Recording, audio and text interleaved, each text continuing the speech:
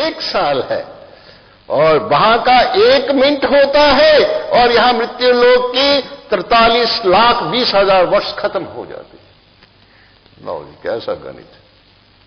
कल नहीं बतला रहे थे कि ब्रह्मा के दरबार में एक घड़ी लगी हुई है उसकी सभा में, तो वहां पर सेकंड की सुई तो है ही नहीं, वहां तो मिनट की सुई लगी, मिनट और घंटों की सुई है। तो वहां पर 1 मिनट की टिक होती है, और इस मृत्यु लोक के 43,20,000 वर्ष खत्म हो जाते हैं। तो नारद ने कहा बड़ा अंतर है इस गणित का, याद रखना भाई। वे कैसे अंतर, देखो जैसे अमेरिका और हमारे देश के रुपयों में अंतर होता है। अब अमेरिका का 1 पाउंड और यहां के हमारे 80 रुपये होता है या नहीं होता जी? क्यों अग्रवाल साहब, होता है? हाँ, ये अकाउंट्स ऑफिसर है ना, तो इनको पता है?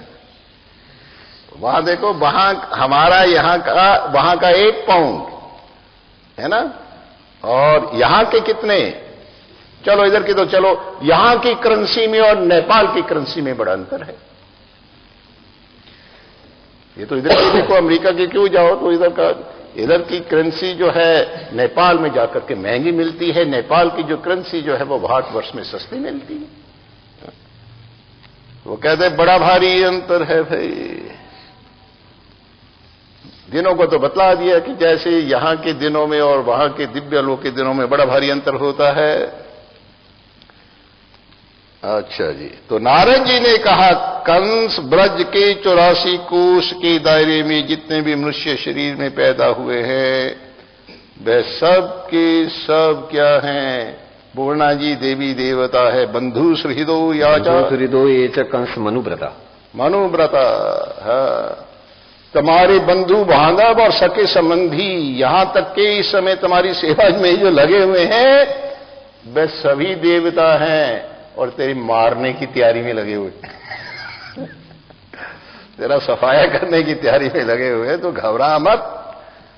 अच्छा, पहले जब तू काल नेमी था तब तुझे भगवान विष्णु ने मारा था, ये भी बतला दिया उसे।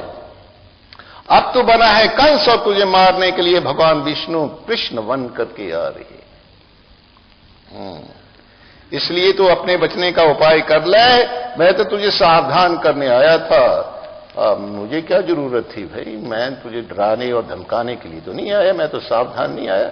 लेकिन उन्होंने सोचा कि अरे भाई इसको मैं क्या कर दूंगा कि मार दे उनके बच्चों को, तो मैं प्रेरणा का स्रोत बनूंगा, मुझे भी पाप लगेगा।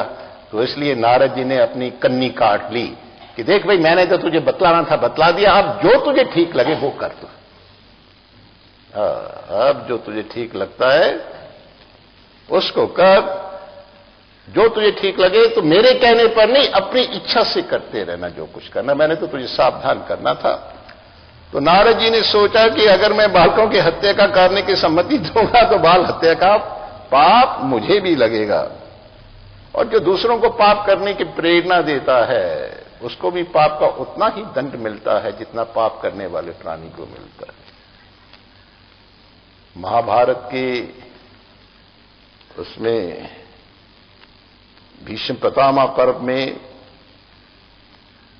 जब धर्मराज युधिष्ठिर को भीष्म पितामह जी धर्म का उपदेश दे रहे थे तो ठाकुर जी ले गए थे।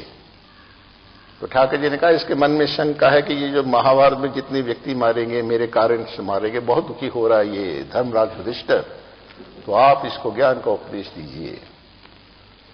तो फिर भीष्म पितामह ने कहा था कि इसको तो मैं बाद में उपदेश दूंगा, लेकिन पहले मधुसूदन मुझे ये बतलाओ कि मैंने मन वचन कर्म से कोई पाप नहीं किया है, ये जो मैं यहां पर